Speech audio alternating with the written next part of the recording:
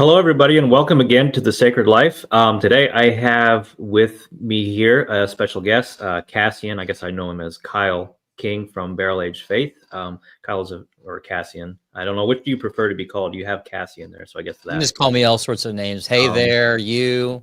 My Yeah, kids call me all sorts of names. I'll just call you Shorty. How's that There you sound? go. I'm Um, short. yeah, he's a friend of mine. I actually know him in real life, believe it or not. He is a real person that exists in real life. I know sometimes if you know somebody from the internet, it's hard to believe that they're actually real. But yeah, so I have Cassian with me here.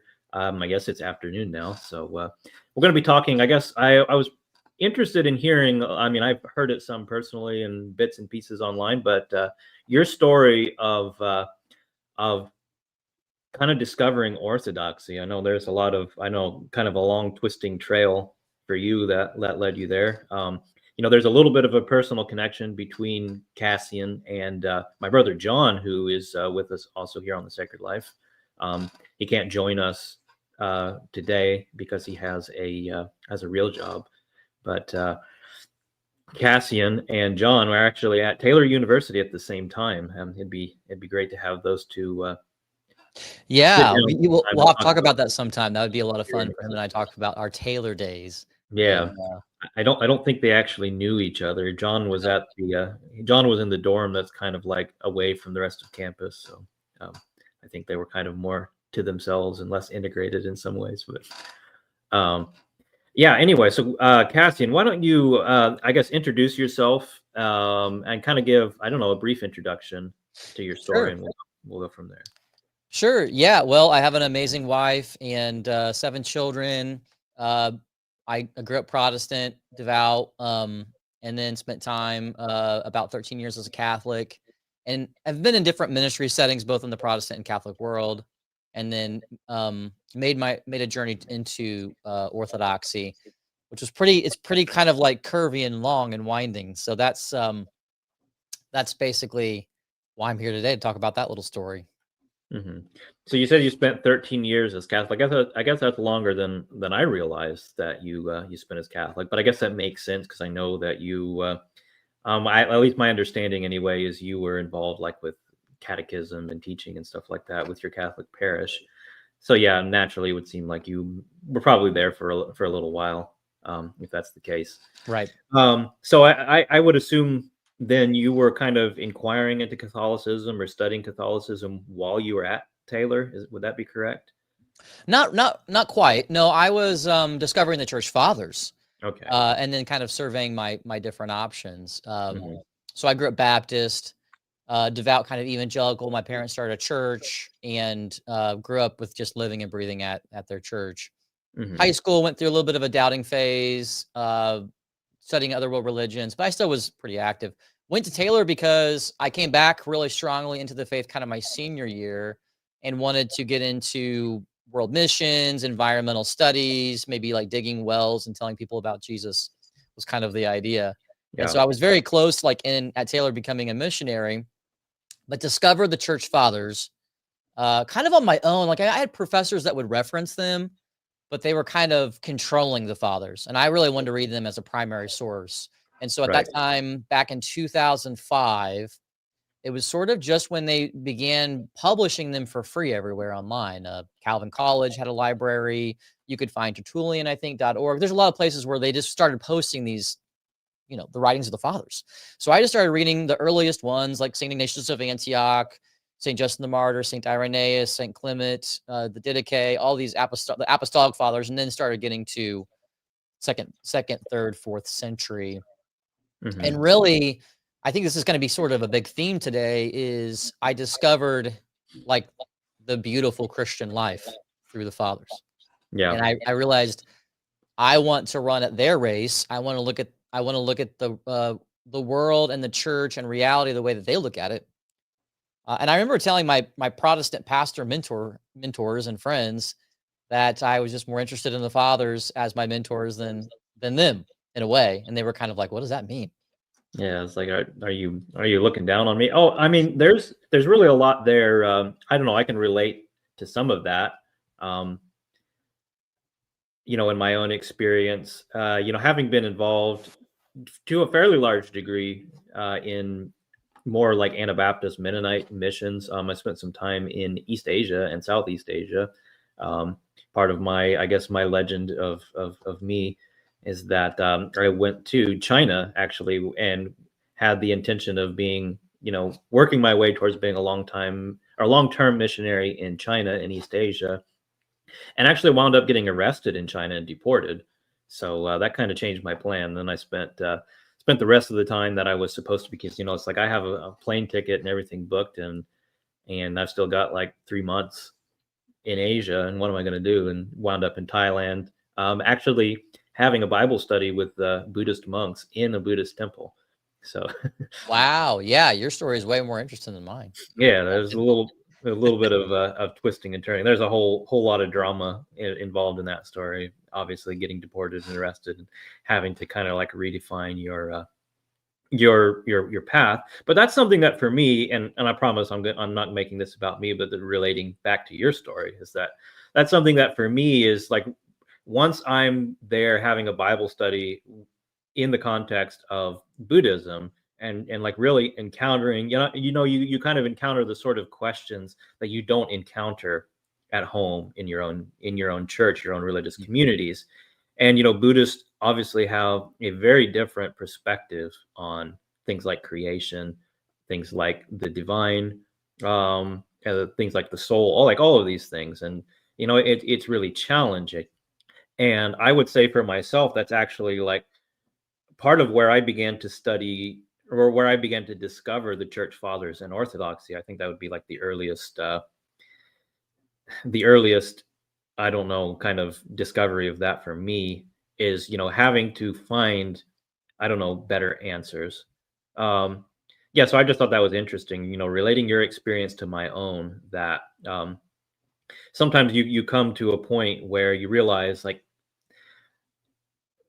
there's better answers out there than what I've got, and it starts you searching. And for me, it was very similar, finding the church fathers, and then finding myself in a position. It's like, well, I believe these guys and what they're saying. Like, I feel like there's more authority to what they're saying than even to what the pastors and leaders in my own church necessarily are saying. And that, I mean, Yeah. that puts you in a difficult position.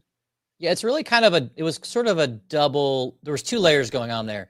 One is they have a greater authority just because of their time and place, right? They're like very close. Particularly the apostolic fathers are overlapping with the time period of the apostles. And so they have this proximity in time and place and trustworthiness, because they're also fighting heresy. They're not the heretics. They're not the ones innovating. They're the ones that are holding on to the Orthodox faith. They're holding on and fighting for the Catholic Church. And also, I was captivated by their pastoral heart, especially St. Ignatius of Antioch, who dies for his people. He dies for his flock. And they have an integrated faith. They have an understanding of the sacraments. They have an understanding of even apologetics, like St. Justin the Martyr. So I was also being captivated, not just by their time and place as an authority, but also their level of integration of the faith. And so that's really my journey. I really feel like I'm just kind of going from like, okay, this is Jesus.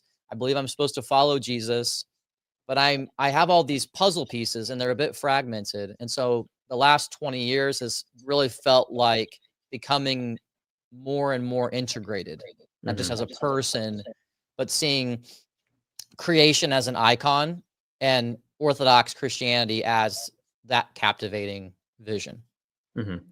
So I'm curious, especially to hear more about your time. And this is something I guess you and I even haven't talked about a whole lot personally, is your time in Roman Catholicism. So in particular, the question is like, first of all, what drew you to Roman Catholicism? I think you sort of answered that already with your discovery of the church fathers and this kind of apostolic authority. Well, yeah, I mean, I think I was not in college. I was not interested in becoming Catholic or Orthodox. I was interested in entering into ancient apostolic Christianity. And my original idea was really what you find in, you can find this in little segments, little circles. It's called the convergence movement. And the convergence movement was this movement in the 1980s, 1990s, early 2000s of trying to bring everything back from the ancient church into sort of a modern Protestant context, and still thinking of yourself as Catholic and Orthodox and Protestant. And so you can find different groups that were doing that sort of thing, charismatic Episcopal. You can find different Anglican forms of doing this. That was really when I was in college, and after that, I was much more interested in taking the best from Catholicism or Orthodoxy, which I was not as aware of Orthodoxy back in 2009 and 10. There just wasn't as much like there is today online. I was aware of it. I mean, I knew of it, read about it, but I wanted to take the best of it and bring it into my own tradition. And so got to the point where I was no longer going to be a world missionary, like do world missions. I was much more interested in ecclesiology. What is the church? And for me, it wasn't that I couldn't become a missionary someday. It's just, I just believed that I needed to settle that question for myself. And so I was kind of doing this dual journey of searching for what church Christ gave us, while also starting a church as a church planting sort of Protestant. And that was kind of where I found myself. Where I hit the wall was just as you go deeper into your studies and getting more and more into the mind of the fathers, is that once you have a good grasp on the sacraments, you cannot create holy orders for yourself. Yeah. You cannot create, synods and a constituted church that goes back to the apostles. And even if you bought into the idea that you could somehow, what would guarantee you in Protestantism that it was going to be there the moment after you die? Right. I was really coming to the terms with, when I die, somebody's just going to take this and just completely redo it. So yeah, that's a major concern. And for those who follow this channel, like those are some serious questions that we've grappled with here. Those are some questions that we grappled with, like for me personally, leading to me becoming Orthodox. And I'm not going to speak for John and Aaron for where they're at right now in their journey, but for all three of us, that's a major concern of ours is this question. What's going to happen? What is the church going to be for your grandchildren or even your children? And us, we grew up in the Mennonite church during a very turbulent time for Mennonites. This is something I would like to I'd like to really do a deep dive on sometime, is what happens, kind of what happens to your tradition, what happens to your world when you fundamentally change the story about yourselves. Because that's kind of what happened in our culture, is we had one story about who we were and where we came from, and then we replaced it with this more of a radical Reformation type of idea. And the fruits of that is it made us very unstable, because being a radical now was being faithful to your tradition.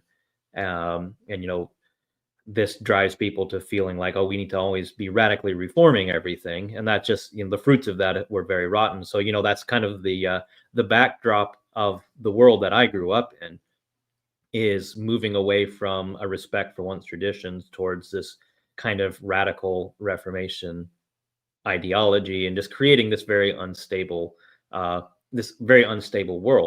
And so for me, a lot of overlap with your story. It's like I feel like we're the project that we've signed on to is one of just constantly reinventing the wheel, and ultimately coming to the conclusion this is kind of a denial of the grace of the Holy Spirit. We're acting like the Holy Spirit hasn't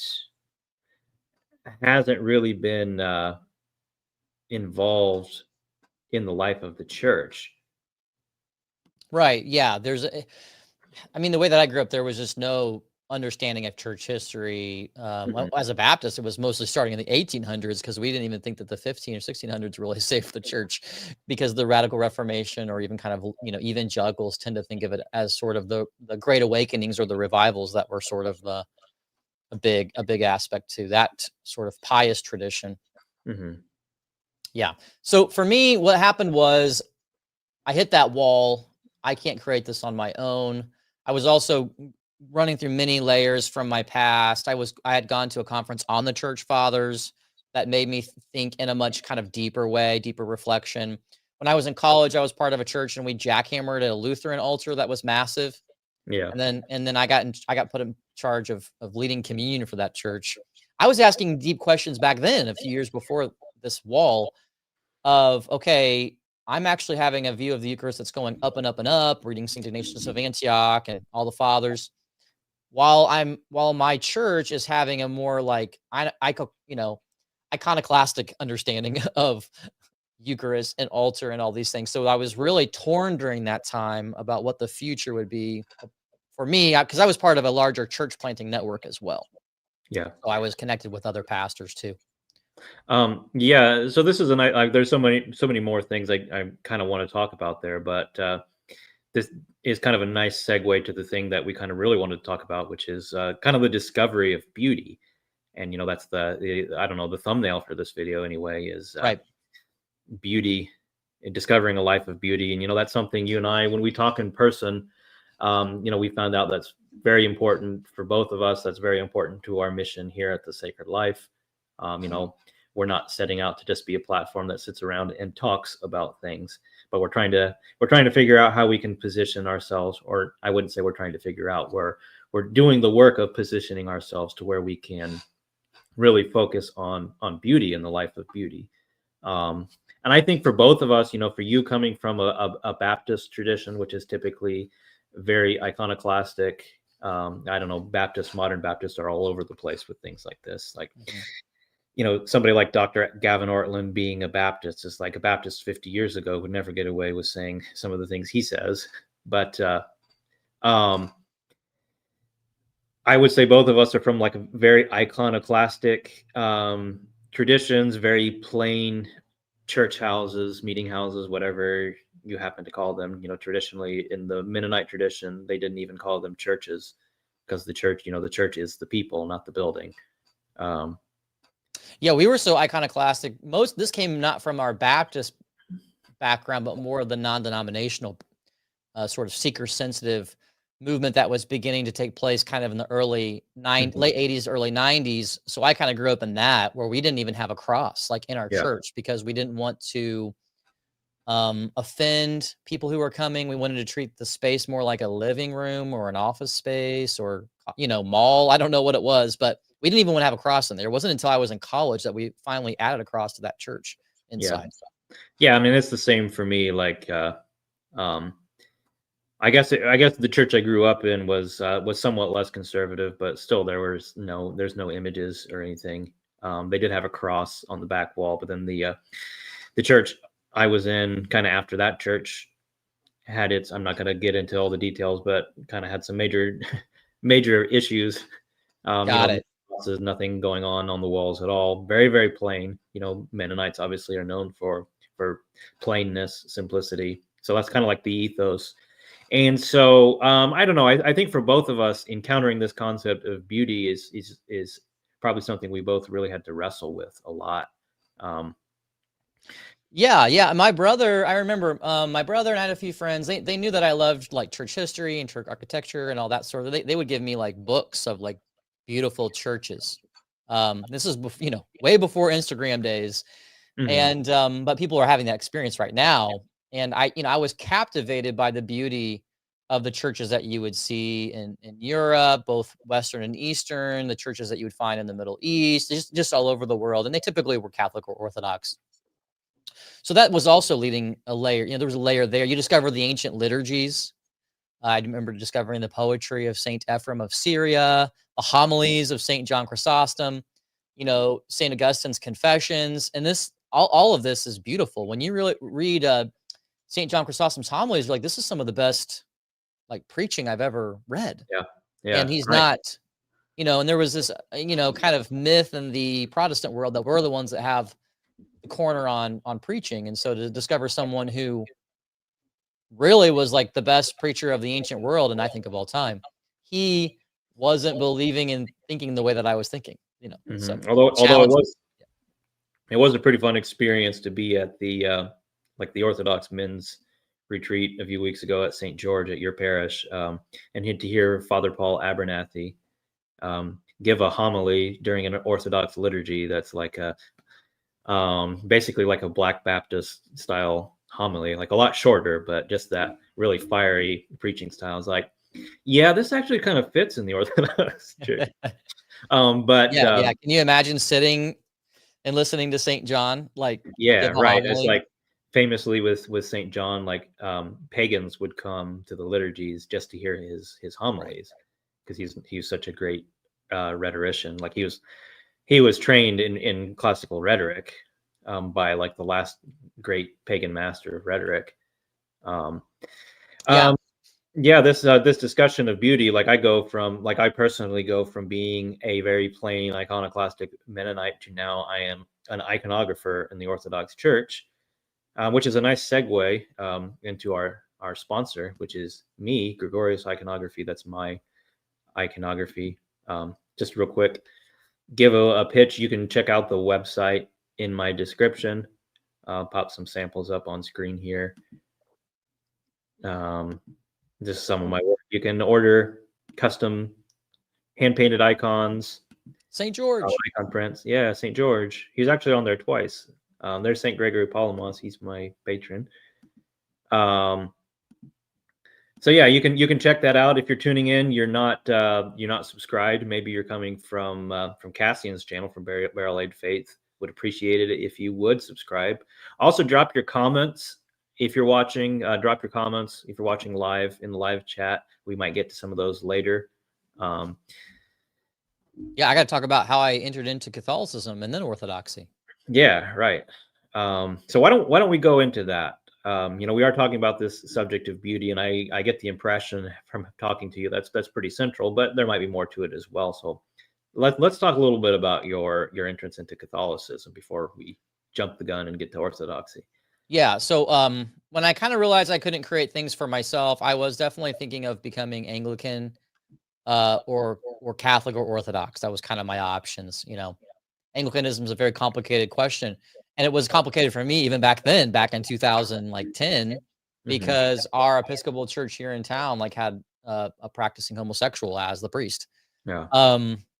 Which really put that question right up into my face back then, right? Like, okay, this is acceptable in the Episcopal church. Of course, you've got splinter groups in the Anglican world where they reject that sort of thinking, but you could really even begin seeing the chaos going on in the Anglican world back then.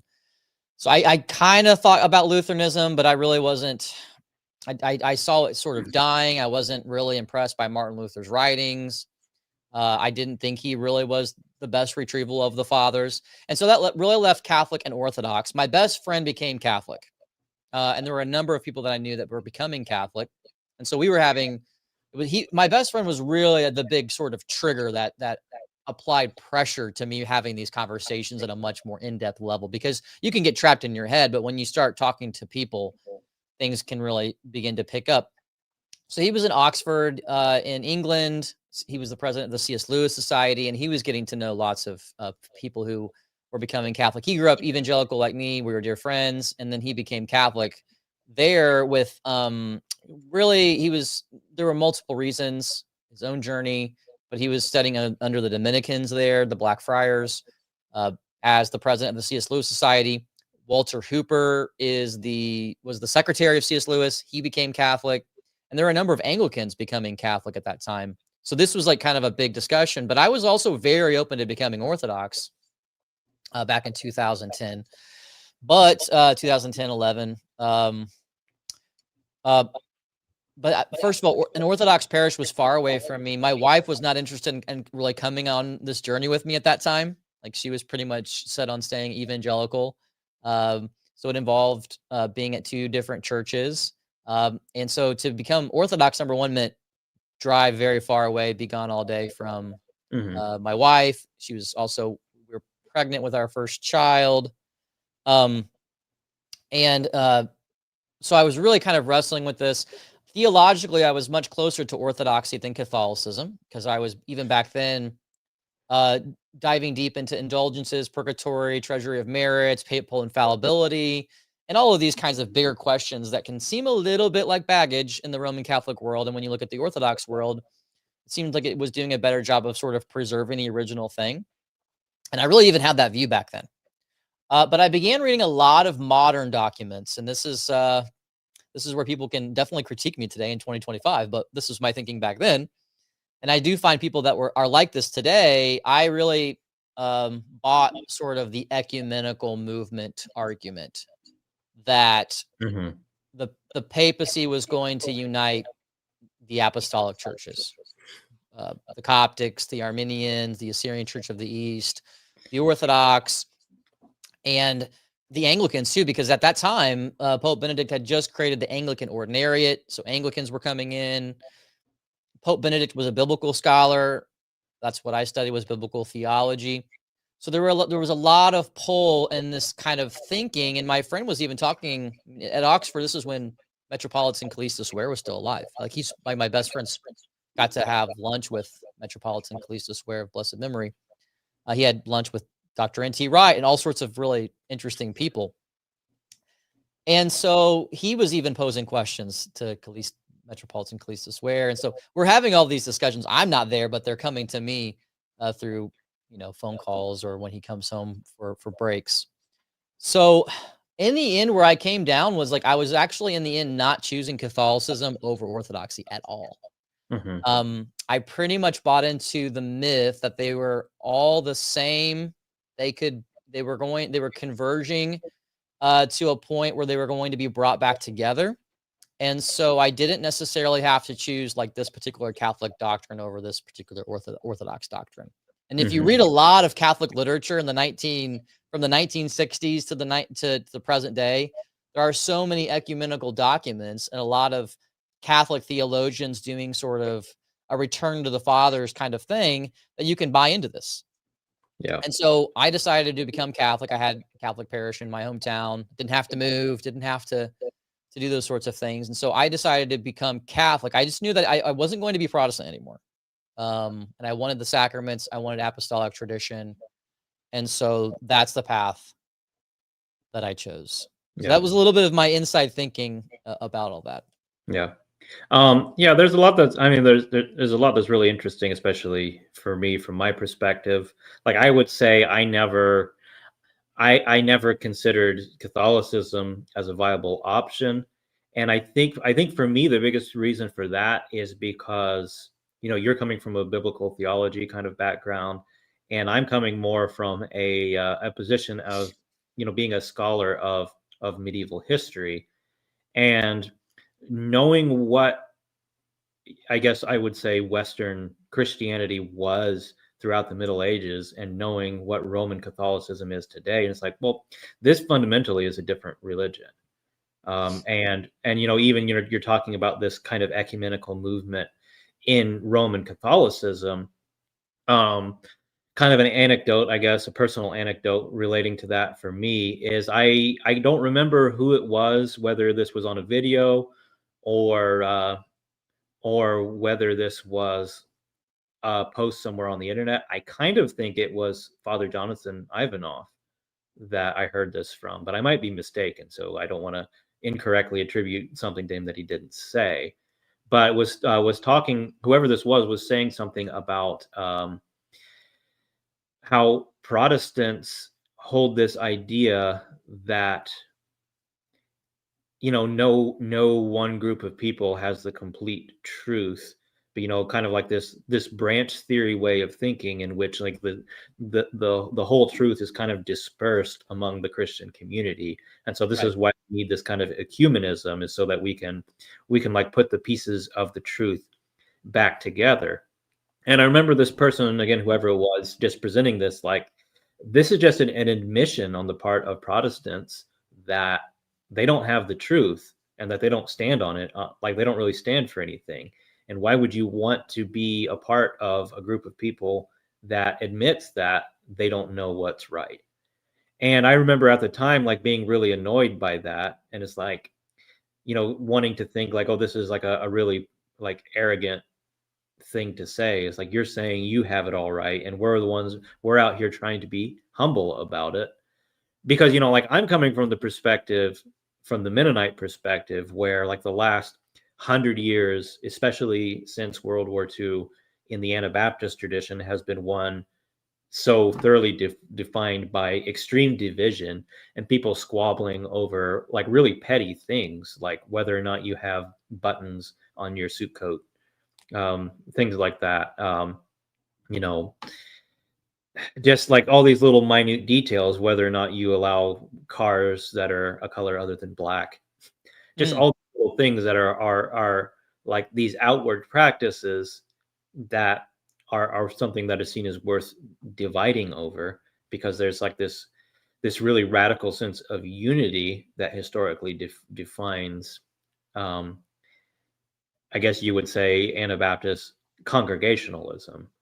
So like the congregation has to have like this extreme kind of unity, and then you can't be in communion with somebody who doesn't have the same extreme unity as you do.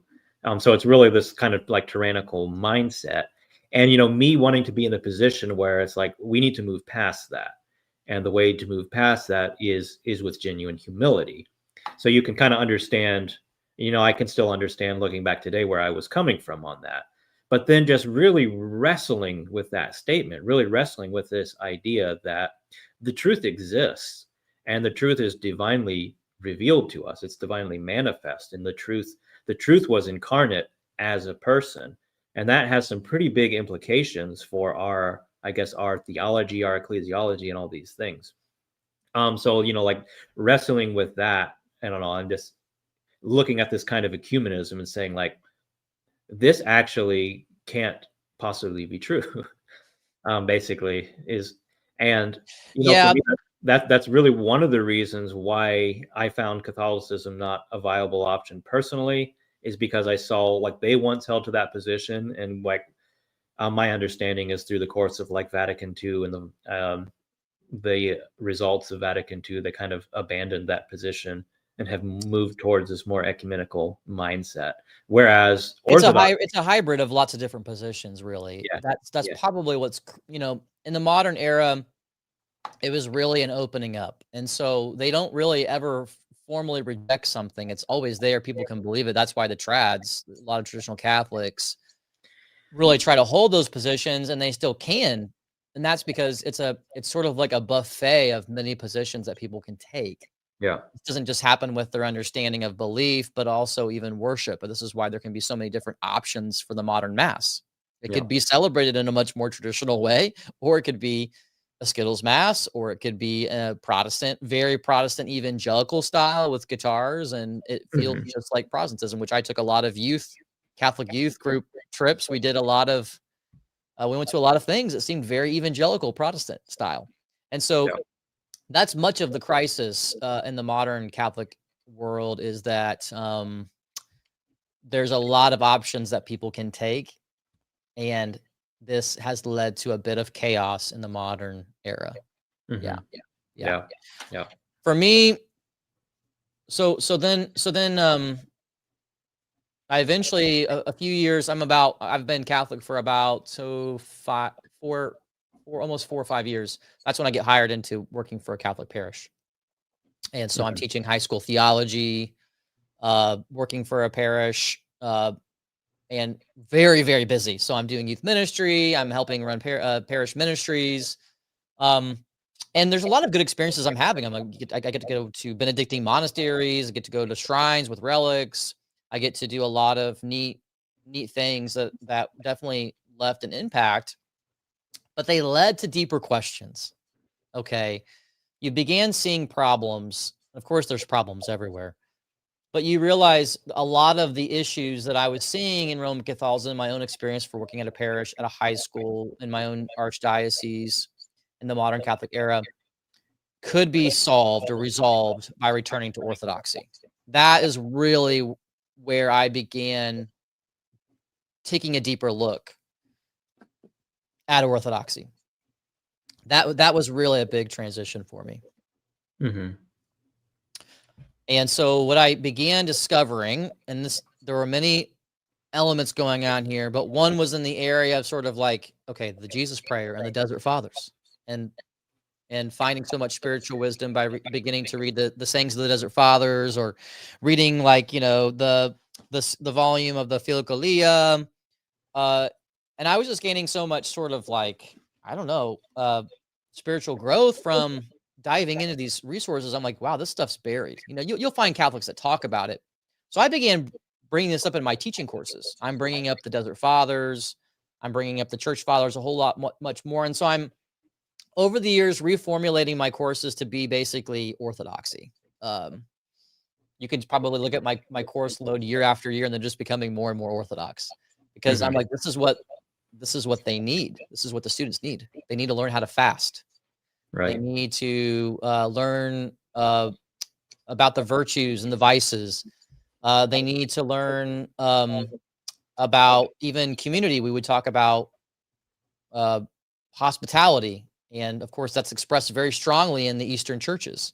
And so I would talk about Eastern Catholic or Orthodox churches and the sense of hospitality after their divine liturgy. You go to a lot of Catholic masses. I mean, the majority of Catholic masses, people are fleeing the moment mass is over or after communion. And the majority of Orthodox churches, of course, have coffee hour. And it's a pretty stark contrast. And people always point this out to me, like, well, yeah, you can go to a Catholic church that has donuts after mass. Well, yeah, I understand this. I mean, one of my own parishes had coffee or donuts like every fourth quarter or something, every fourth Sunday, but it was different than the Orthodox mindset, as it almost being sort of like an eighth sacrament, if you will. So I just remember like just sharing all these resources with my students, not because I was going to become Orthodox, though eventually I was ready to become Orthodox, but because I was just caught up in this whole, again, way of beauty, integration, taking everything that you see in the cosmos, and seeing it brought together in Christ and in the church. That was a powerful experience for me to see Orthodoxy doing that. Yeah. I think, to me, this relates very closely with this concept of beauty, what you're talking about with the time of fellowship and coffee hour. That means a lot to me, coming from my own Mennonite background, where this sense of community is so central to what the faith is, how the faith is lived out. And it's incredible to me, Mennonites kind of like almost pride themselves on their working together, and they're known for that. Mennonite and Amish people are really known for that. And I'm just left in the position now where it's like, I think Orthodox do it better. Like I really do. And just, I don't know, like the ease, I get the impression things are very different now in the Orthodox community than they were like 20 years ago, as far as converts coming in. Because, like I've never had a single experience, and I've been to a number of parishes where I was looked down on because I'm a convert, or because I'm not Greek or Russian or whatever it might be. And I know some people in the past experienced that, but like we could almost just have a conversation. That's not what we're going to talk about today, but we could almost just have a conversation about like how exciting it is to be Orthodox right now. And that's a major part of it for me. It's like, here's this sense of community that really, in a lot of ways, I was watching die in my Anabaptist world, that people were becoming kind of consumed by modernism. This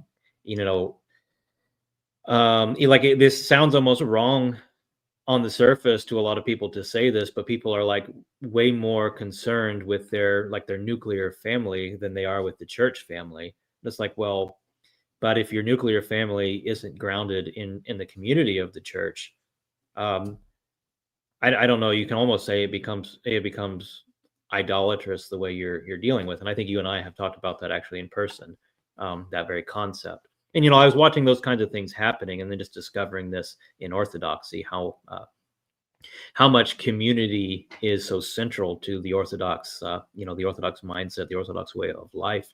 And that's deeply rooted in the way that we feast and fast, and the way we do our worship.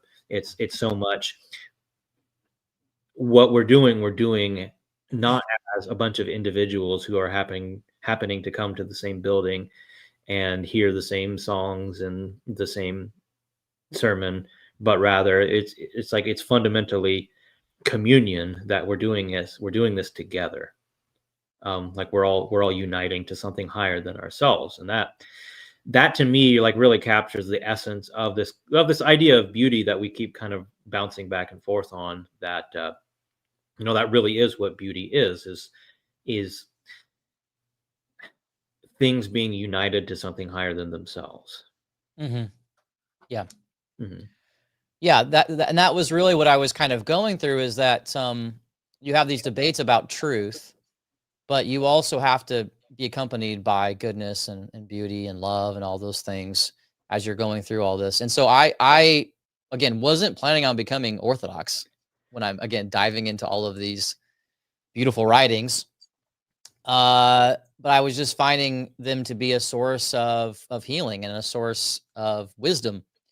However, when I began doing a lot more in-depth theological study, particularly around the doctrine of purgatory, I was writing a fictional book and a lot of writings attached to that doctrine.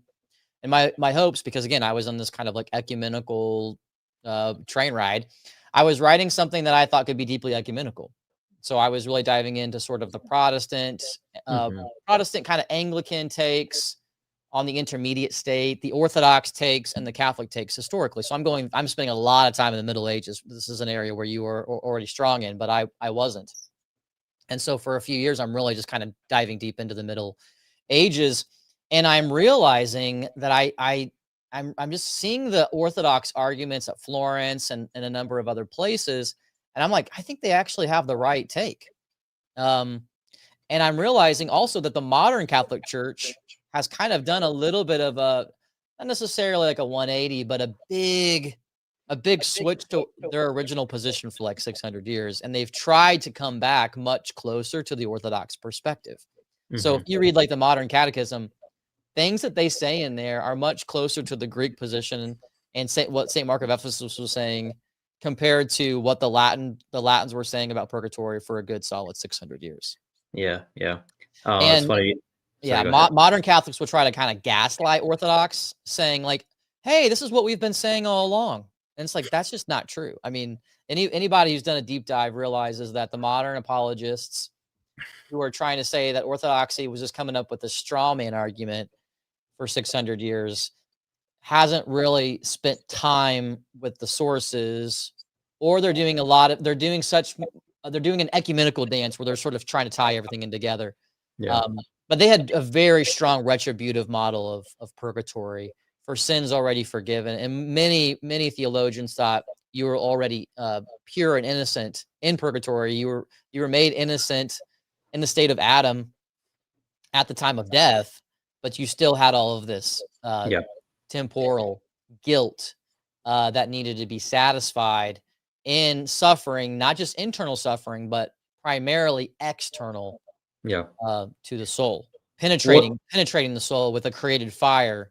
And that's the dominant take from Bonaventure to Aquinas to Bellarmine. You can go through them all. They all are holding this idea, even though it's not dogmatic, it's not infallible and dogmatic. It's very much like the official take from the Latin position. I mean, you mentioned the Council of Florence, and then you also mentioned gaslighting. I think you understand where I'm like the Council of Florence was a mess, and it was like the culmination of like 150 years of a mess. Right. And I don't know how many people are familiar with the history of the Council of Florence, but it was kind of like it starts out as the Council of Basel, and the actual original controversy is the authority of the Bishop of Rome.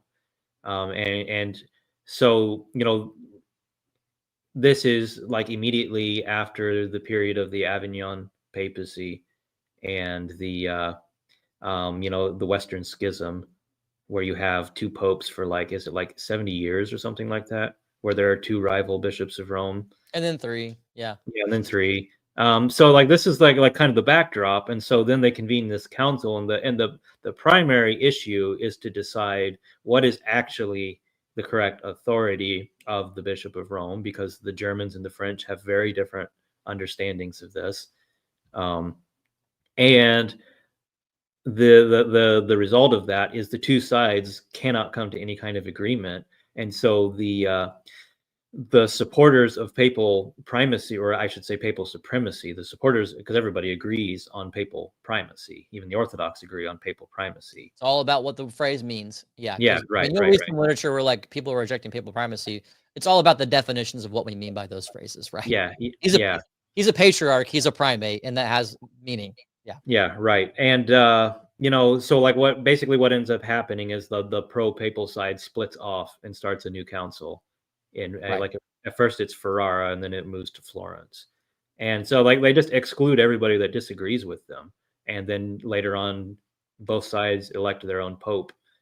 And it's just the same mess that you had for the previous 150 years.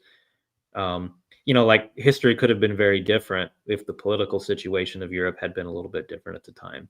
So anyway, that's just the whole thing. I don't know. I don't respect when Catholics try to bring up what happens at the Council of Florence and act like we agreed to something. It's like the whole council was a bad faith council. But then you're also talking about, these like, oh, I forget the phrasing that you use though, but when you're talking about these late medieval ideas that arise concerning purgatory, and Yeah. one thing that really strikes me about that is we as Orthodox are fighting against Protestant misconceptions against like about Orthodox soteriology that come from them thinking that we believe what Reformation era Catholics believed, which modern Catholics don't even believe that. Right. They're and that's where the dialogue can get very confusing very quickly. And that's why with my purgatory conversations, I've put them into sort of like Mhm. paid sort of like a course, because Yeah, you kind of have to like build these ideas one after another. right. I You need mean, an response audience. videos are fun, but like Yeah, people really need to see the sources and just right. spend their time working through Hmm. where it was, and then what everybody was saying, how the modern era has pretty much it's not officially adopted the Orthodox position, but it's come much, Yeah, much closer. I mean, yeah, we'll yeah. talk all day about that, but I mean, I I did. yeah. Yeah, I just did a video yesterday addressing the claims from Ryan at needgod.net. I'm sure you followed that a little bit, and he's saying all these things about Orthodox soteriology that are just wrong. They're just fundamentally incorrect. But it's a very, very common. Like, I'm not picking on him specifically. It's just useful because he's kind of a big name ish. I mean, I don't know. He's pretty big. He's got a big following on YouTube, a large channel. Um, but these are just very, very common misconceptions that people have concerning what we as Orthodox are saying about these things, about works, and so on. But like it all goes back to these things that you're talking about with. Yeah. Yeah, a lot of like for example, like a lot of modern Catholics like to speak of purgatory as simply being immersed in the sort of uncreated fire, energies of God. Like Hmm. they're adopting much more orthodox language, and it's a way to help people. It's a way to sort of it's kind of really a turn from what the super majority of their teachers were saying. All of them were saying that this was a created fire meant to avenge and satisfy. The Catechism of Trent we'll talk about, and the Council of Trent, but you got to kind of read these comments kind of side by side. That even after absolution, the vengeance of God still remains towards that sinner. This is where you get temporal debt and temporal punishment, temporal guilt. Is that there is still a relationship to God's vengeance that you still can't even shake off after being forgiven in confession.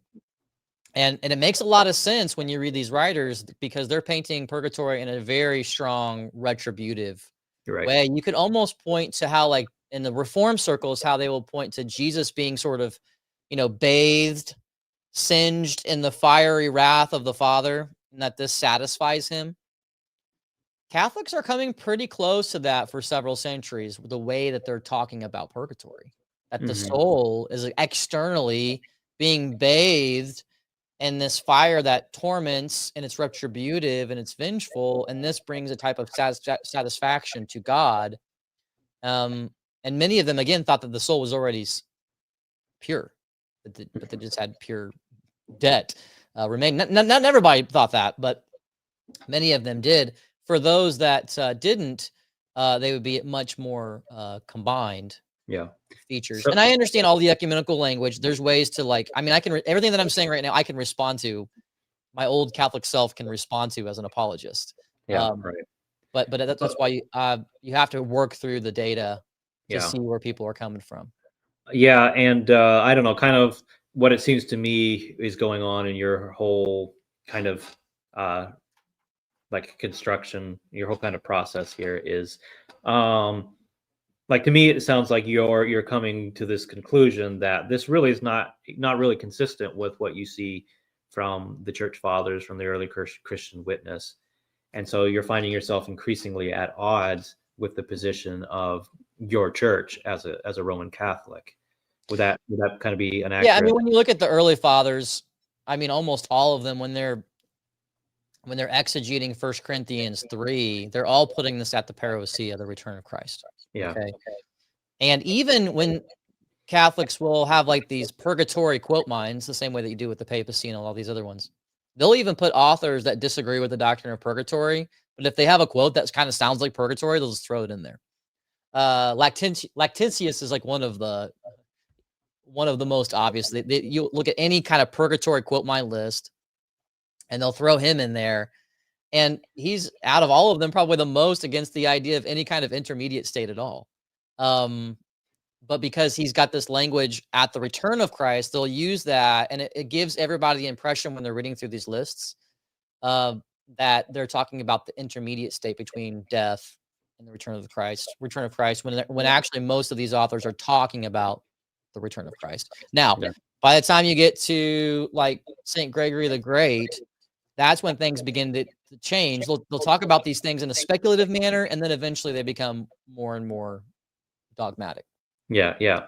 Yeah, and I think I would point people, if you want to learn more specifically about purgatory, I'm sure you have some content, and then also Jonathan Pajot and Richard Rowland have had some pretty fascinating conversations about this subject in the in the way in which this idea kind of develops in the Middle Ages. Yeah. Yeah. 'Cause And it's like again, it doesn't come out of nowhere. It's not right. It it's not doesn't a come out of totally nowhere. And so when we say the word purgatory, a lot of Catholics will just say, oh, it's just healing after you die. That was Mhm. not the debate. It's not just transformation after you die. Even Right. Protestants were saying that. Uh-huh. I mean, if you look at the Reformed theologians, they're saying the moment that you die, that you're transformed in the beatific vision of God. Like when you see him, you're transformed. It's literally what Pope Benedict XVI is saying in his most recent encyclical. Yeah. His encyclical that you find that purgatory is a transformative moment before Christ. I mean, Mhm. even Reformed theologians would have signed off on that. That wasn't the historic debate. It wasn't that you need to become holy to enter heaven. Everybody agrees with that. Right. The debate was the nature of the intermediate state, the debate about satisfaction, the debate about retribution, even for forgiven sins. Where are these souls? Are they in hell? Are they in heaven? You know, all these things was the debate. So that for me in my story, though, was helpful because I was already beginning to trust the Orthodox Church with its teaching about the church fathers, the desert fathers, the spiritual life, hospitality, liturgical matters, and iconography. How they're remembering our own tradition through icons, whereas the West really began using it and treating it more as beautiful art and losing a sense of that icon as a source of prayer and worship in the space. So I'm just kind of like diving into all of these things and realizing again and again. And at this time, I was also not still sure if I was going to become Orthodox. I was much more interested in, as I was as a Protestant, trying to save the ship. But you get to Yeah. this point where you realize, oh my goodness, every time that Roman Catholicism will make progress on an issue, like coming closer to the Orthodox position, for every one of those, there's two where they're drifting farther apart. Yeah. And so that idea of saving the ship, that's kind of where I was in my last days, I guess you would say, as a Mennonite. Is, I talked about this reframing of the story earlier in this conversation, and just kind of the chaos and the problems that existed in my world, and that was kind of actually the original the original mission of this YouTube channel, The Sacred Life, was something needs to happen, something needs to change, and a lot of people are getting really into like this charismatic way of thinking, and Are you talking about like Pentecostalism or like charismatic evangelicalism? Charismatic evangelicalism, and then like the praying away the evil spirits, laying your hands on people, and that whole kind of thinking. This like kind of pseudo Pentecostal, then this charismatic evangelical. Like, this is becoming increasingly popular, and part of the reason is because people do desire a genuine spirituality. But so there's like this fracturing and this chaos that's going on, and people are looking towards things. That I look into these things. It's like I can understand the appeal of these things. I can understand why people are going after these things, especially if they're not really experiencing anything real in their own spiritual lives, and then they are like really, really going full bore on this sola scriptura idea, and these people that are into these things are like really good at just like bombarding you with Bible verses. And if you're not super studious, you can be really convinced by these things, really persuaded. And it's, can be very hard to dissuade somebody from that way of thinking once they've been bombarded, because, they'll have 1,000 Bible verses. I don't have to get into all that, but just seeing this, and it's just like, but the problem with this is, I've studied church history, fairly extensively, and none of these ideas ever existed in the history of the church until like 5 minutes ago. I mean, you can say some of these ideas are similar in some ways, at least, to Montanism, but even then, like there's a lot of ideas that are just complete novelties. And so it's like, yeah, that's like the original mission of the Sacred Life is, we do actually have an ancient tradition of the church. We have, like, it's not like the apostles wrote the Bible and then we just have absolutely nothing until the Reformation or until our ideas came around. We have like a lot of record of what the students of the apostles wrote. Now, especially if things like the Dionysian corpus are authentic, which I believe them to be, then like we have so much witness of what the apostles actually taught and how the Bible was understood. And so that's kind of like our focus is, can we tap into that and try to kind of inject that into our tradition?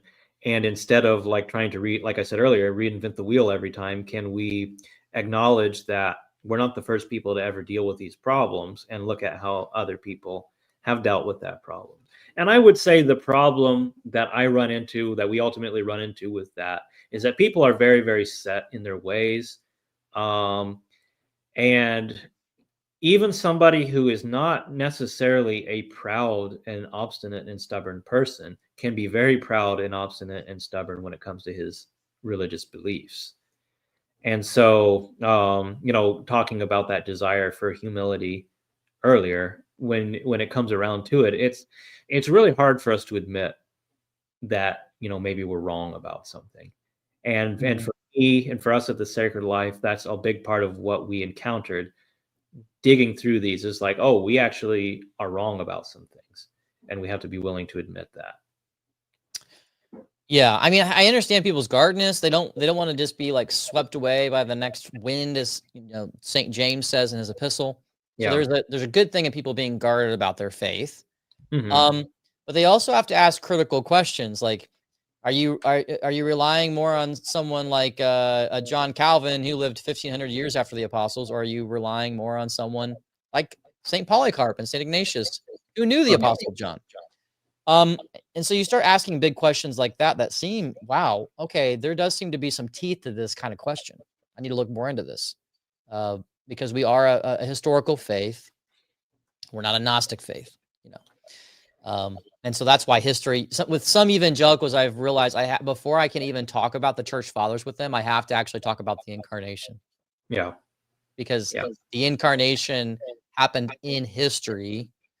the church is an expression of the incarnation in history.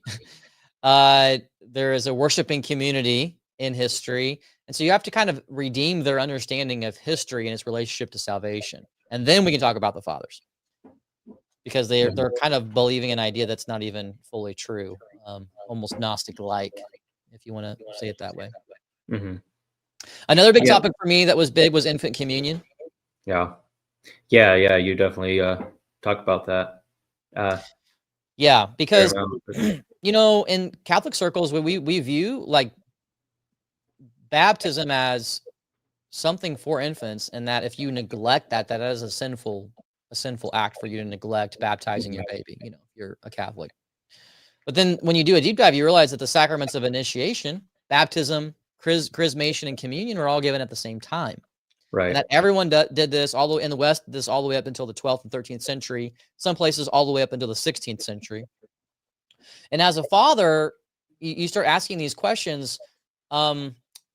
Was it sinful and innovative for the Roman Catholic Church to get rid of infant communion? It's a big question. Catholics will oftentimes pose a different question. They'll say, is communion and chrismation as essential as baptism? Which can be a little bit of a different question, right? Because you can have emergency baptisms where a deacon or a layperson's baptizing somebody and you're nowhere near a church and someone's they're near death.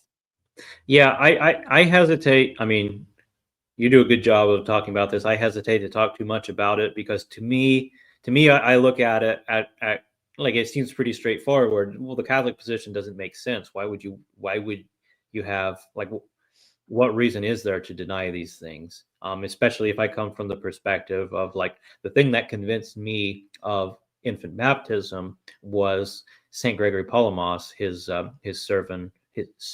sermon on the eve of Theophany, where he's talking about baptism, the blessing of the waters, like Christ going into the water, but then also talks about like what baptism is and how it functions. And it's this wonderful explanation. I recommend everybody, especially people who are struggling with this question, to read that. Mm-hmm. But if you read his explanation of these things, it's just like, well, why would you not chrismate them at the same time and give them communion at the same time? It just, like, to me, yeah, on the surface level, it makes sense. So my assumption is there must be a fundamentally different theological ground that Catholics are coming to on that I just don't understand.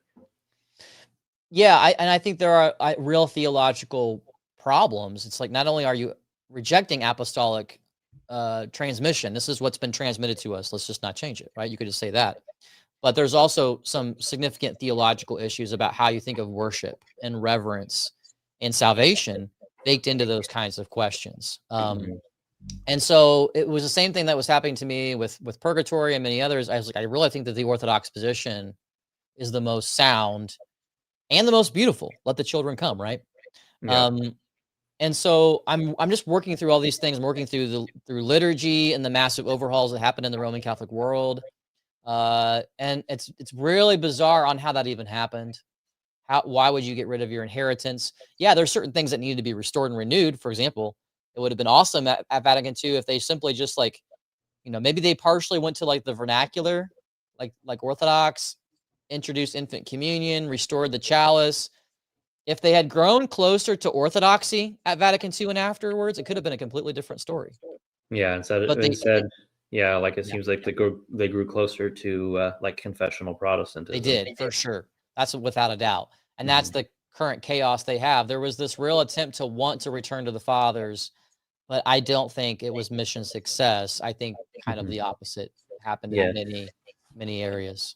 Well, it's like, I don't know, this is like, people have accused me of poisoning the well when I point out what the fruits of Protestantism were in the immediate history of Western Europe. But like, to me, like, I look at it and it's like, why would we want to move closer to these things? And, being accused by Protestants of being exclusive, us as Orthodox, because we're not willing to find any common ground with Protestants on certain theological and doctrinal issues. And it's like, if you believe that you're right, why would you want to find common ground with people that you don't believe are right? that kind of ecumenical, and that's like, to me, like one thing that I look at for Roman Catholicism is like, ultimately the underlying implication here is that you don't think that the Roman Catholic Church is the pillar and ground of truth, and so compromising with those who you previously decried as arch heretics is something that's now acceptable in your mindset. Like, that's just how it appears to me. Mm-hmm. Yeah, there's a lot that could be said there. Mhm. There's definitely a lot that could be said in that regard. But I can only talk about my own journey because, Yeah, there's right. many different camps in Roman Catholicism, and so if you start guessing what everybody else is thinking, well, we're going to be here a long time. Yeah. But I can only talk about myself. And of course, the last sort of straw is like ecclesiology and the structure of the church and the papacy. What Yeah. role does the papacy have? And I talk about this topic a lot one-on-one with people.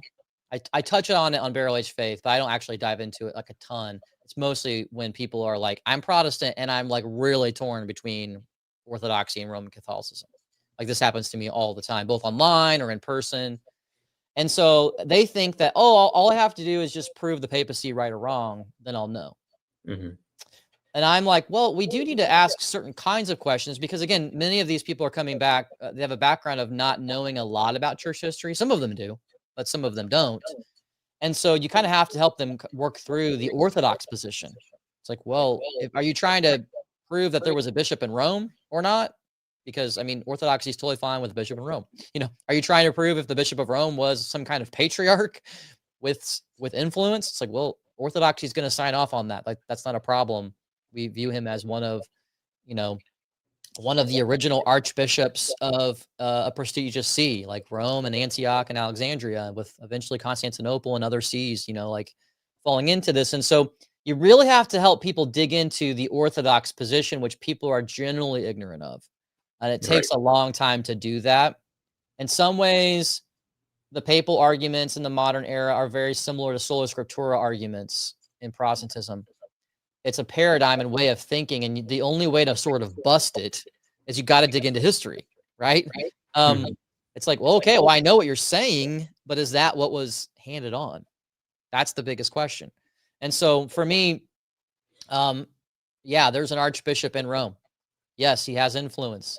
Yes, is his office divine? Well, this depends what we mean by divine. I mean, I think that you could say an archbishop is divine in some sense. It just depends what you mean by that, right? So you get into these really kind of like, you got to make some distinctions about what we mean by these things. And it can be a little frustrating in the modern sort of Catholic apologetic world where many of their arguments are like, well, if I can prove that the papacy is of divine origin, then Vatican I makes sense. That's their main argument. Mm-hmm. And I think we really have to take a step back and really, first of all, study scripture, study the fathers, and realize that they're really, when you look at it, we can all agree that there were deacons, presbyters or priests, bishops, and a college of bishops, synods and councils and all that. But there was a real, most of the church was really not on the same page when it came to primacy.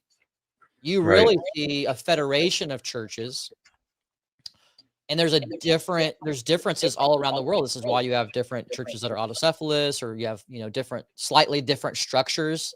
Mm-hmm. Catholics will act like these differences are a point of division in Orthodoxy, but instead, in reality, it's the opposite. The decentralization of this federation makes it harder to penetrate. Mm-hmm. And I'll give you a quick example. I was listening to the radio yesterday talking about how people are trying to, through cyber wars, break down the United States' power grid. And the person was saying this would have been impossible, I don't know, 50 years ago, because every town and every city had completely different infrastructure, like different systems. And so you might be able to take out one little one, but you couldn't take them all out because they're all they're interdependent, right? The power grid, but they're all semi-independent with different structures. Then what happens? Well, they all eventually become a monoculture, like the whole field becomes corn, right? The power grid becomes that. Now in cyber warfare, it's very easy to take out the whole power grid, because once you take out one little town and you realize how to do it, every city and town are designed in exactly the same way. Mhm. That's what's kind of happened in Roman Catholicism. Pope St. Gregory the Great warns us against this, actually. He says, the moment that you make someone the bishop of bishops, it only is that one bishop falling that's going to sort of ruin the whole batch. All right. And so I really think that he's arguing for a much more kind of Orthodox vision, but that can be debated. And so I actually think that Orthodoxy can faithfully hand on the tradition with our ecclesial structure, even though it might look a little bit messier in the moment. I actually think it's more reliable when it comes to the passing on the tradition, because of its decentralization and within a federation. So it's not chaos. It's not decentralized like Protestantism. We still have order that Christ gave it, but it's able to withstand the sickness that I think you can really see in Roman Catholicism, particularly in this moment. Yeah. I'm going to throw this out there. I don't know if this is a good thought or not, but I guess I'm willing to just throw thoughts out there sometime. Is that one thing that one thing that I kind of think about the Roman Catholic system, like the papal system, is that it is a system that really kind of removes faith from the equation. It's like, and I see this about like the Roman Catholic arguments against the Orthodox system that say, "Oh, this looks chaotic to us," is that they're not comfortable with the idea that you can't see who is in charge of the church. You can't see, I guess you would say, the hierarch of the church. And this is kind of why can't I think of his name? The brothers Karamazov. Mm-hmm. Yeah. Kind of his argument in like the Grand Inquisitor little story that he tells there is that if you're not if people in our audience aren't familiar with the story, I'm sure a lot of you are. It's like this exploration of what would happen if Jesus had showed up during the Grand Inquisition in Spain, and his conclusion is like the Inquisitor would have been like, you need to go because there's no place for you in our system.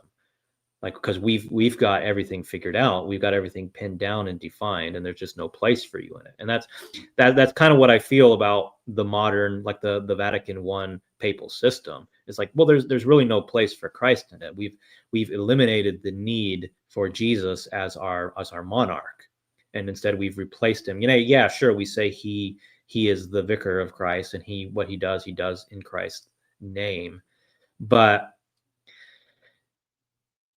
yeah, I don't know, like that's just kind of my impression of the whole system. It's like it's I don't know, my impression of Western Christianity in general is that it's just kind of uncomfortable with faith, and it has to set up a system that takes the place of genuine faith. Mm-hmm. Yeah, I mean, I've heard a lot of Orthodox Christians kind of make that case that it's in some ways it's a system that's a little bit less reliant on the Holy Spirit, and therefore they have a Holy Spirit problem.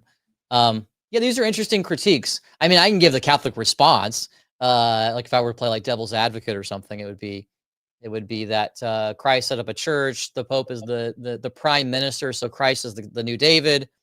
Peter and the Pope is the prime minister or the chief steward. The apostles are the stewards. And so they make this kind of whole argument that it's called the New Laicum argument, made popular by Scott Hahn today and my friend Swansona.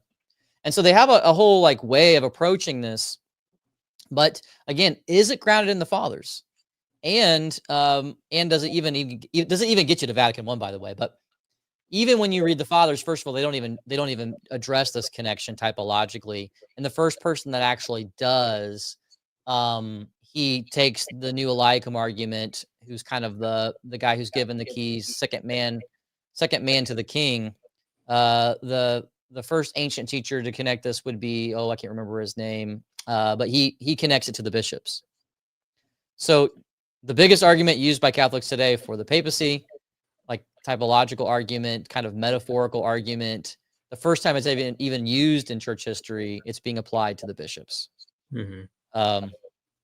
And so a lot of the Catholic arguments that they use, they'll take Peter and Luke, or Peter and John, or Peter and Matthew 16.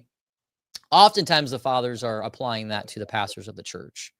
Now that doesn't mean that you can't find church fathers talking about the patriarch in Rome and sometimes lofty terms, but they're oftentimes, like particularly in Carthage, dealing with a crisis situation, like of heretics and priests who are becoming heretics, and they need outside help. And so they really value their patriarch intervening. And when they don't, Carthage lets Rome that they don't need him, right? So that's why you also have canons and synods in Carthage responding to the Pope of Rome when he goes too far. And so there's these balances that when you read church history, and not just quote mine, you can see the Orthodox vision really kind of coming forth. Well, so there's an episode in Western history where I think on the one hand you kind of see a shift happening kind of in real time, which is, I don't know if you're familiar with the story of Peter of Leon and the Waldensians. I'm not. No, I'm not. Yeah, so he's like a layman in the city of Leon, and he is going out and preaching, like in the streets, basically, like a medieval street preacher. I think this is in like the 11th century, maybe it's early 12th. I can't remember exactly. But so he's doing this, and this bishop tells him to stop. He says, you don't have the authority to do this. You're not ordained. You're not a member of the clergy. I didn't give you the permission to preach, and you're stirring the people up. And you just need to stop. And so Peter, he goes to Rome to appeal to the Pope, and the Pope's response to him is, "What did your bishop tell you? Like, I'm not going to override your bishop." And it's like that results in Peter just going off and doing his own thing and starting basically a schismatic, well, I mean, not just basically, it is a schismatic sect. The Waldensians are a medieval schismatic sect that actually still exists today. And then in contrast, we have, I think it's just a few decades later, if I remember right, a very, very similar thing actually happens with Francis of Assisi, that he is just a layman and he starts going around doing this thing. And if I remember right, I think his bishop was a little bit uncomfortable. But in this case, it seems like the Bishop of Rome kind of steps in and intervenes and takes charge. And I think in part, the way I always understood it is that in part, like, he didn't want to see a repeat of what happened with the Waldensians. And so he wanted to bring Francis and the Franciscans kind of under papal oversight. But so it seems like there's like this different approach that may be part of what you see happening in the West is you do see a lot of like really radical fringe groups happening, especially around like the 11th and 12th and 13th centuries. And it seems like a lot of the development of papal authority in the late Middle Ages is kind of a response to that. And maybe we would say, as Orthodox, we would say an overreaction to that. That's kind of my impression from the history, is that's, kind of what we see happening. And I just set up those two examples because we see essentially the same pattern in both of these individuals, and it's dealt with at the highest level in Rome in a very different sort of way. Mm-hmm. Yeah. Yeah, it's a messy situation. I mean, when church history is just messy, so you can find all sorts of situations where the Pope looks conciliar, backs up the bishops, or he's overriding them. And the biggest critique that Orthodox have was more of the point of immediate jurisdiction coming into a place when there really isn't a problem. Right. That's different, right? Then you're almost treating it like your diocese. And that's really tends to be the biggest critique, is that the Pope was treating the creed, treating doctrine where it's, should be done via ecumenical council, should be done in coordination with the other patriarchs and as a federation.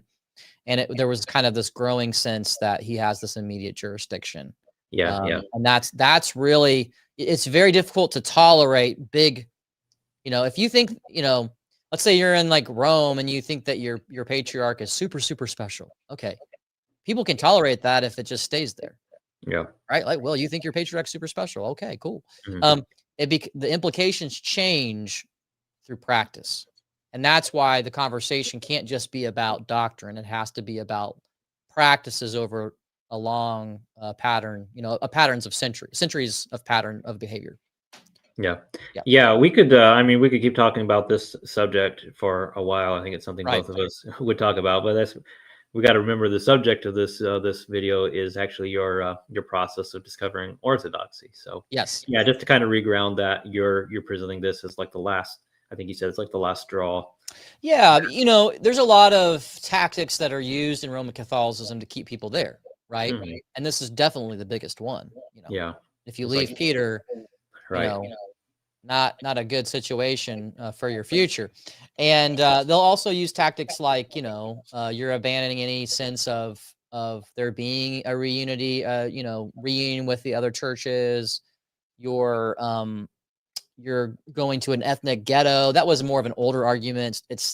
You still find it in the comments. Apologists aren't really using that a whole lot anymore. Right. But there's all these tactics that are used, and so you really have to kind of work through these to make sure that you've done your due diligence. Mhm. So that was definitely a big one that took me some time to get through. But by 2019, 2020, I'm really asking my wife to pray through and consider this move to Orthodoxy. It was a very scary time, though. I mean, she traveled with me through leaving Protestantism and thinking she was marrying somebody who was going to be a Protestant pastor, and then becomes Catholic. And so when I'm bringing this up with her, I'm not saying let's do this like today. I knew that it was going to require some patience. I'm employed by the Catholic parish. Right. There's a number of different factors. And of course, I'm still kind of going back and forth. Like maybe I should just go become Eastern Catholic and live in that world for a while. And so I got to know like different Eastern Catholics over those few years. But eventually, my wife and I had some conversations over the years and got to a point through discernment and prayer that the time was right for our family. And so we ventured into Orthodoxy back in 2023. And I was really worried about my kids. This is a big question that's asked a lot by people. What if I have kids? How do I navigate them through this situation? As a Catholic, I was really driving it home with my kids is that, look, we're becoming more Catholic. People are afraid that they're like walking away from Catholicism, the good word, right? The good version of that word, the universal church. And the Orthodox Church has always claimed to be the Catholic Church. And I think a good case can be made that Orthodoxy is original Catholic Christianity. And so I really guided my kids through that stage. And we had to talk about different doctrines and different practices. Oh, well, like, this is how the Catholic Church used to do it. And we believe that this was handed on to us like this by the apostles. So that was one way that we navigated that. But also just getting to know families and helping our kids get to know other kids, your wife getting to know other women. That's very, very important, building community. And so St. George was a beautiful place for that to happen. Yeah. Yeah, and so we've kind of briefly mentioned it. I don't know how much longer we're going to be going here. We've been going for a while, but I do want to touch, I guess, a little more directly on this idea of BB. That's something when we talked privately. You really brought this out as, I don't know if you would say it's even, yeah, there you go. The most important thing for you, and like I've mentioned already, it's very central to our priorities here at the Sacred Life. So yeah, because for me, my introduction to Orthodox Christianity was not first and foremost through an apologetic method. It is for a lot of people, right? It's sort of like grabbing them and like showing them the truth of the early church, and then they make these big changes to embrace the truth, which is really awesome. But then there still has to be this phase of being captivated by this beautiful way of life and a beautiful vision of the cosmos. This is what Dr. Timothy in his book Ethics of Beauty says. Why is the church's most precious collection of texts about prayer called the Philokalia, which means love for the beautiful. It is because the Jesus prayer is focused first on loving Christ, who is the beautiful. And the careful focus on his name in the prayer is our chaste and ardent arrows for Christ. In cultivating the prayer, we cultivate Christianity before the beautiful. And this is the first step in Orthodox Christian life, always and forever. And that was pretty much my experience. This is a journey into Christ deeper and deeper, and that this is a vision. Like I've never been a part of something where I see Christianity in such an integrated way. Yes. That can be unpacked in all sorts of ways, but it's just like entering into an Orthodox church and you see the icons all deeply integrated into a cosmic vision. It's very much like that. Well, yeah, it's like I was running through my mind the comment like, well, you could say the sort of beauty you're talking about, you're not necessarily talking about what people might first think about with like the architecture and the icons and it, but then it's like, well, but they're actually not. You shouldn't try to separate those things. No, that's what the icon is. It carries our tradition and truth as well. Like the symbols are communicating truth. Yeah, through beauty. Yeah, I'm a pretty big lover of symbolism, and just this idea. I'm pretty fascinated with this idea. Right now, of the necessity of symbols, like how much we need symbols, and like what you're talking about is a symbol for one thing. This beautiful way of life, and why we call it the philokalia, and so on. But also like the icons as symbols, understanding them as symbols, and just our need as humans. And then Saint Dionysius describes this so well, that like we just fundamentally can't pick up the Bible and understand what it says.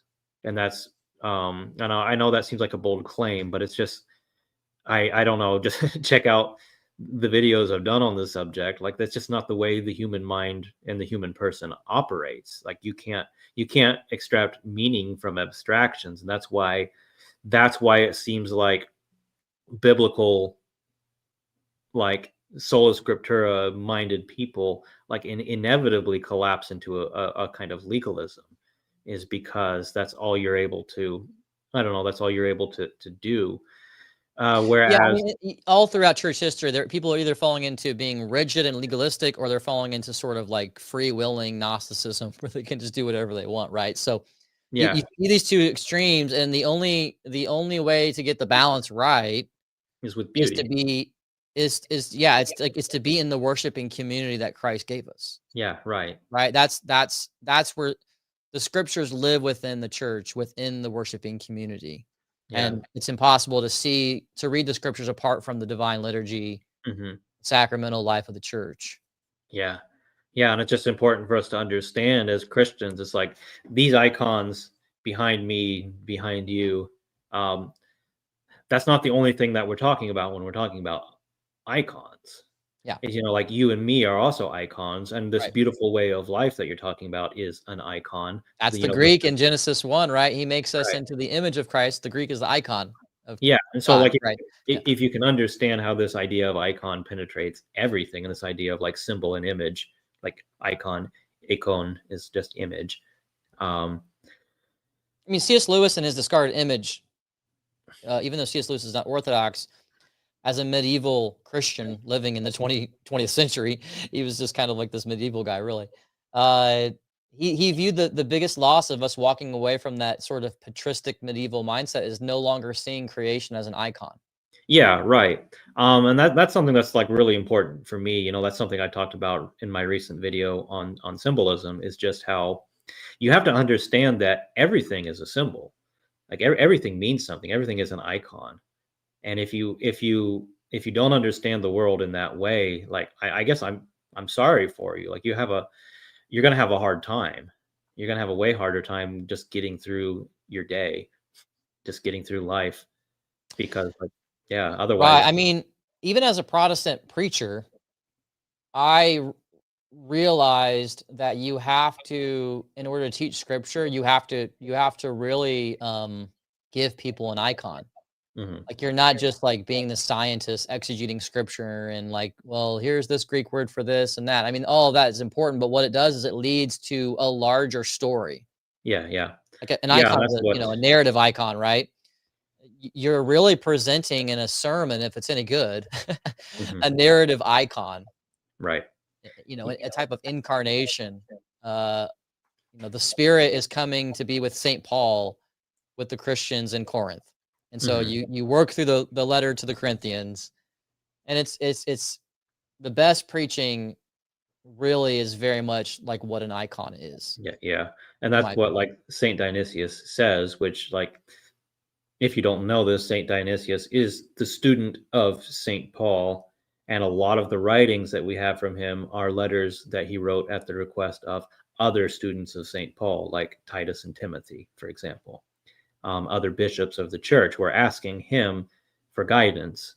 Um, and his idea is basically exactly what you're saying. He's saying, like, we can't understand what he calls, like, the super essential deity, which means, like, the God that is above, essential meaning things, like physical things, basically, like the Mhm. God who is transcendent above all created things. Like, how can a created thing possibly understand that? Like, we can't. And that's why we have symbols. That's why God reveals himself by, you could say, analogy, by relating himself to things that we do understand, or relating to us, like symbols as mediators that show us something about God, reveal to us something about God. And you're saying, like, that's what you're doing as a Protestant preacher, and then what we're saying is that's what the Orthodox Church is doing with everything. Yeah, yeah, it is. Hmm. And it would be great to be able to see more and more people, finding the blessing of following Christ and being a part of the Orthodox Church. I just think it's one of the best things Yeah. you can. It's the best thing you can do with your life. It's the best. Really, how I like to talk about it. It's the best gift you can give your kids, Hmm. and that is to pass the faith on faithfully to the next generation. We can't determine. We don't know what the future is going to hold. We don't know what kind of decisions our kids are going to make, but we want to give them the best. And so that's Yeah. actually was really the biggest thing that helped me become Orthodox was my own children. If I was just like an academic in the Catholic world living in an ivory tower, I could probably, try to like tinker with all the things in my mind and make things work on paper. But the Yeah. moment that you have kids in the world, you want to give them the best. And so Yeah. as a father, that's what I wanted to do. And that meant Mhm. passing on the faith of the fathers, of the apostles, from our Lord Jesus Christ to them. Yeah. Yeah. There's a lot more we could say, but I think that's a pretty good note to end on. I don't know if there's anything you want to say, any pitch for your own channel, your own stuff that you want to give. Yeah, well, there's a couple things real quick. First is with St. Athanasius, an Orthodox online college. I'm getting ready to teach for the next 5 Mondays, December 1st through all of December. It's called the Cosmic Nativity. I'm working through C.S. Lewis's recently discovered sermon to pagans about Christmas time, and really, it's kind of like his sermon is talking about how both Puritans and materialists or atheists try to like scrap the idea of Christmas. And then, but he's writing to a post-Christian audience. It's a very fascinating letter. And so we'll be working through that. We'll also be working through the letters from Father Christmas by J.R.R. Tolkien. And both of these texts that we're working through, it's going to be anchored from an Orthodox perspective.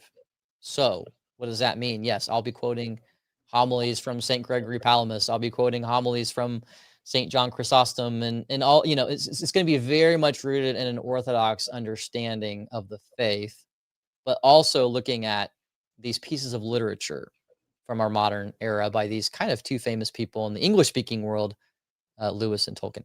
And then Yeah. also on my channel, Barrel Aged Faith, which if you just subscribe for $5 a month, you can unlock, part 2 sequences to interviews or upcoming interviews, early release interviews. I also go through things like, modules on the Orthodox Catholic debate on purgatory, or I'm working through right now our Holy Theotokos, Mary, and her being immaculate. What about the Immaculate Conception? So I'm working through that right now. You can get that for paid subscribers. I'll be getting into primacy and ecclesiology. Again, these are conversations that I have with people one-on-one, but they're turning into courses. First of all, because there's just like growing interest. I'm like, okay, Yeah. why did you become Orthodox when you were a Roman Catholic? For a lot of Protestant inquirers who are trying to decide between that, or just Catholics. Like I just got contacted by a Catholic academic today, like literally right before this interview, and he's thinking about seriously becoming Orthodox. Yeah. And so Catholics that are trying to work through this have a lot to work through, lots to pray through. I know of an Eastern Catholic priest currently right now, and he's pretty well known, who's becoming Orthodox. Yeah. So it's definitely happening. And I feel very humbled to be able to even participate in some of this. Mm-hmm. This dumb ox gets to like talk about these things that are beyond me, but it's a real joy. Yeah. And I'm trying to convince / work out the details as well with you of maybe doing some collaborative things on some of that with you eventually as well. Yeah, it'll be fun to talk about some of the things we've talked about on the phone eventually in future interviews and videos. It'll be fun. Yeah, and trying to write up some materials and kind of submit it to you and all of that as well.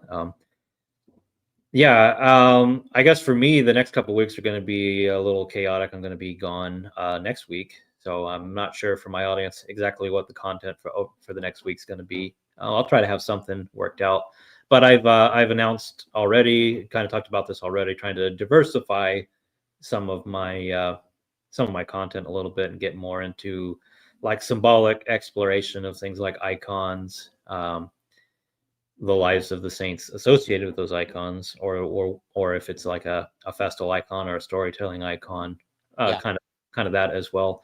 And then also doing like symbolic looks at things from like the Elder Scrolls video game series, and they have some really interesting stuff going on there. And I've seen some people asking for people like Peugeot or Richard Rowland or others to look at those, and it's a little bit outside of their area of expertise, so they've kind of stayed away from that. But me and John here at the Sacred Life, we've been fans of that series for a long time, and really interested in the kind of storytelling that they do.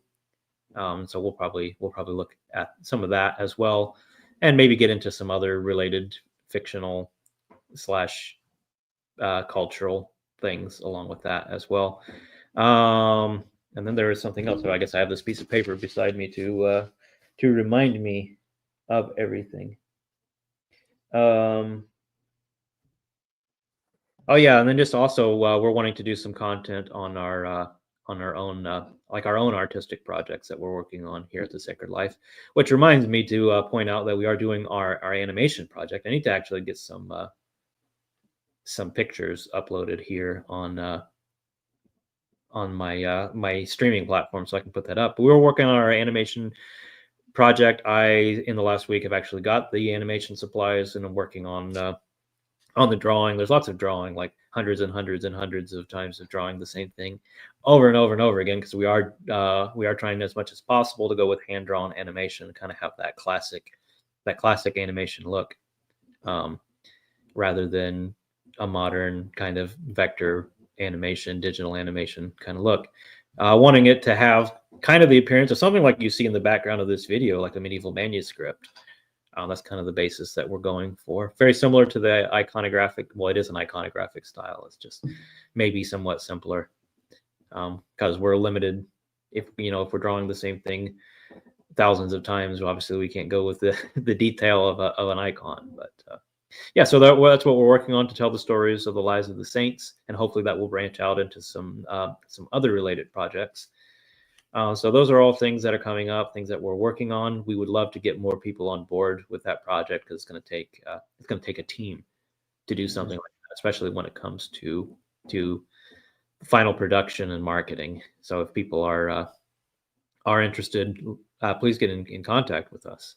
Yeah, so those are all the things we're working on. I mentioned already earlier in the stream, I'm an iconographer, and I guess I'm sort of the sponsor for this channel. That's my iconography business, Gregorius Iconography. Gregorius is my patron saint, St. Gregory Palamas. Right there he is, actually. So you consider checking out the website in my description. You can support us, support me. That is my main job, is iconography. I'm actually working on an icon for Cassian right now. Kind of a last minute rush thing. Hopefully I can get it done before I leave. Thank you. You're counting on me to get that done, so I need to both get it done and find a way to get it to you. So St. Olga of Alaska, yes.